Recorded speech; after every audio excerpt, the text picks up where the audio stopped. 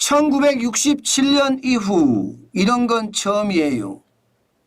제가 무슨 말을 하려고 할까요? 외국한 평형기금에 대한 이야기를 하고자 합니다. 무슨 얘기냐고요? 일단 이걸 한번 보시죠.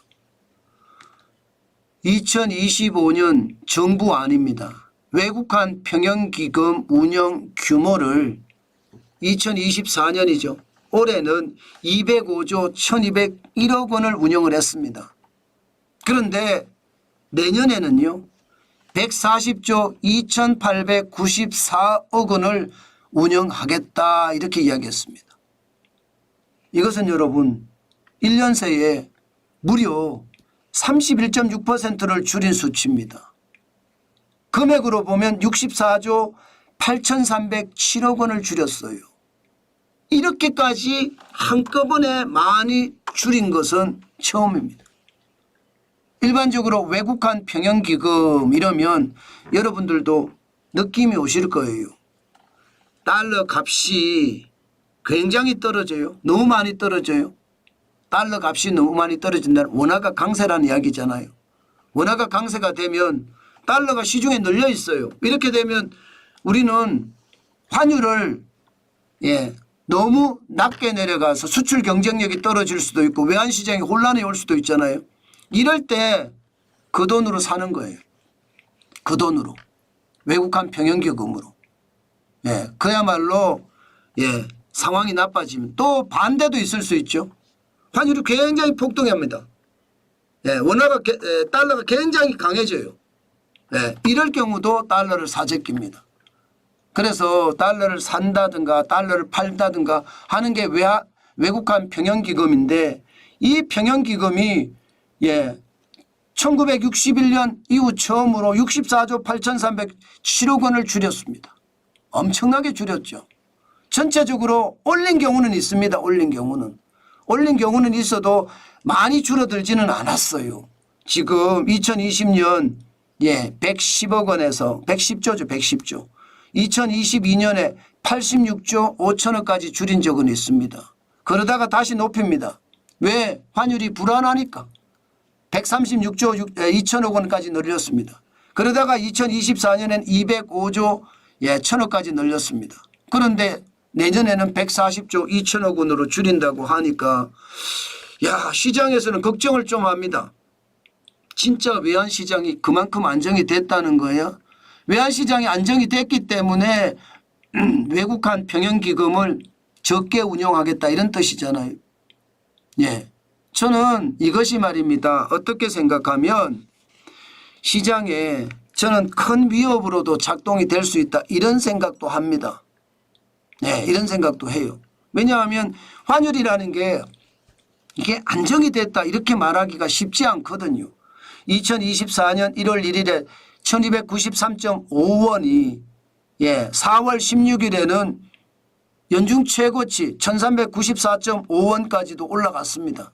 그러다가 지금은 9월 2일 현재 1338.4원으로 뭐 안정을 찾아간다 이렇게는 이야기하지만 앞으로 말입니다.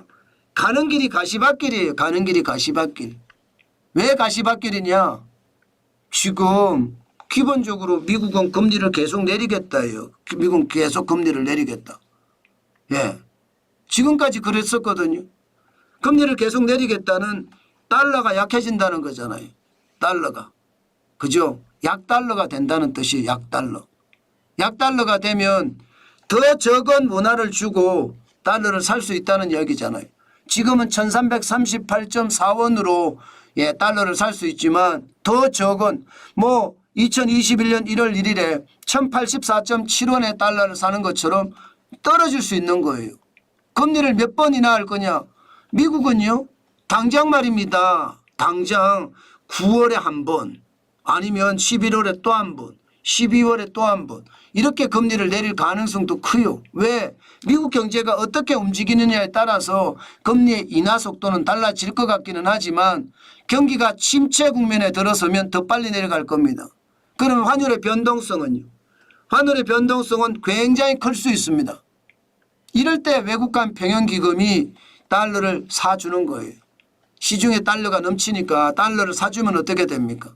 달러가 그만큼 줄어드니까 환율을 적정 환율을 유지할 수 있는 거잖아요. 만약에 적정 환율을 유지 못하면 그러면 시장에는 또 한 번의 위기가 올 수도 있는 거거든요. 저는 그것을 걱정합니다. 물론 정부가 이야기하는 것도 뭐 설득의 논리는 없지 않아요.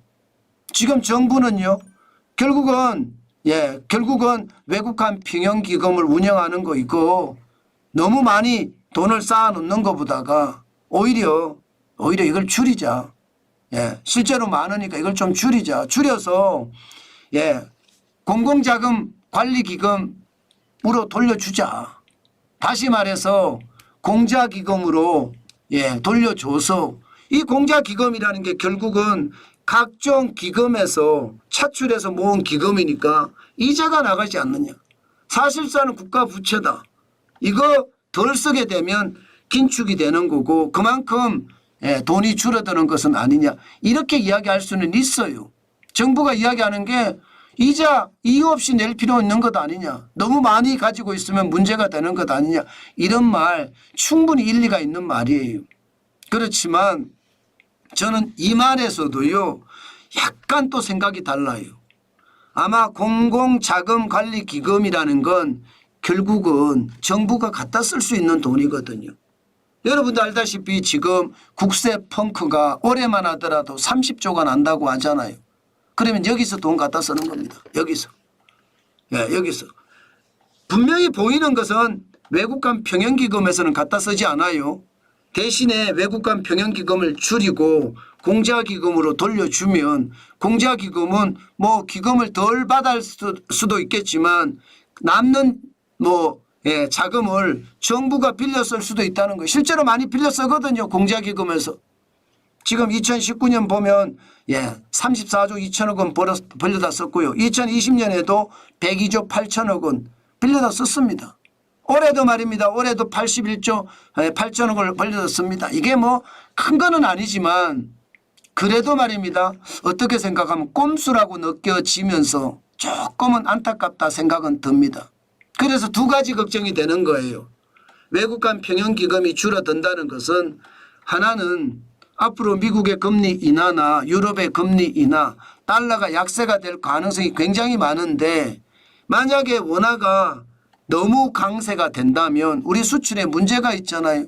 그때 과연 외국간 평형기금이 그 역할을 할 수 있을 것인가. 이런 불안이 하나 있고요. 또 다른 하나는 나라에 세금이 계속 펑크가 나니까 공자기금을 빌려 쓰기 위한 꼼수가 아니냐. 뭐 이런 생각도 하게 됩니다. 뭐 꼼수라기보다는 아마 빌려 쓸 겁니다. 빌려 쓸 거예요. 뭐 그 부분에 대해서는 굳이 제가 꼼수라고 표현한 것은 정부가 이거를 속내를 이야기 안 하고 세금이 이자가 많이 나가는 거 이거 뭐 굳이 이렇게 할 필요 없지 않느냐 이런 이야기를 하면서 저는 꼼수라고 봤거든요. 아니 갖다 쓸 수 있거든요. 문재인 정부 때도 2020년에 102조 8천억 원에 갖다 썼습니다. 갖다 쓸 수 있습니다. 그럼 당당하게 하지 그냥 이거를 자꾸 숨기려고 하니까 오히려 시장에서는 더 웃기게 만들어지는 거죠. 저는 중요한 것은요. 갑자기 너무 많이 줄였다는 것도 문제고요. 이게 갑자기 205조 1천억 원에 140조 2천억 원. 그리고 환율이 지금이 안정이 됐느냐. 환율이 안정이 됐다고 보기엔 좀 힘들지 않느냐. 게다가 시장의 위협도 올해보다는 내년이 더 커질 거라는 생각이 드는데 이것을 갑자기 줄이는 것은 저는 조금 걱정이 된다. 그 말씀 꼭 드리고 싶네요. 그만큼 꼭 드리고 싶습니다. 아마 외국간 평형기금을 이게 많이 줄여놓는다는 건 그만큼 시장의 위협도 저는 충분히 될 수 있다고 봅니다. 앞으로 걱정해야 될 부분이기도 하고요. 물론 정부에서도 꼼꼼히 챙겼겠죠. 그렇지만 시장에서 걱정하는 것도 한 번쯤은 들어줘야 된다는 것 다시 한번 말씀드리고 싶습니다.